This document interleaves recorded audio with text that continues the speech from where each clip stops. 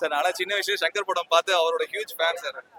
இன்னைக்கு எடுத்துக்கிட்டீங்கன்னா இந்தியாலே top most director பிரம்மாண்டத்துக்கு பேர் பண்ண பிரம்மாண்டானா சங்கர் தான் பிரம்மாண்டம் அப்படிதான் இருந்துச்சு.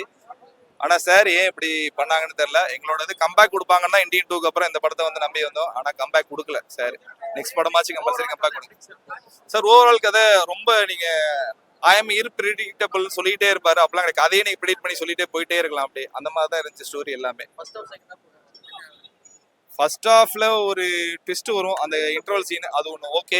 அதுக்கப்புறம் அது டிஸ்கிரிப்ஷன் கொடுக்கறது நாட் ஓகே. அந்த மாதிரி தான் போகும். ஆமா சார் சாங் ஆல்ரெடி ஒன்றும் இல்லை. ஆனால் அதுக்கு அவ்வளோ செலவு பண்ணியிருக்காங்க. பிரம்மாண்டங்கிற பேர்ல 4 ஹெலிகாப்டர் 5 ஹெலிகாப்டர் பறக்க விடுறதுல ஒன்றுமே கிடையாது. மக்களுக்கு வந்து அந்த கதை கனெக்ட் ஆகணும். எங்களுக்கு கனெக்ட் ஆகலை.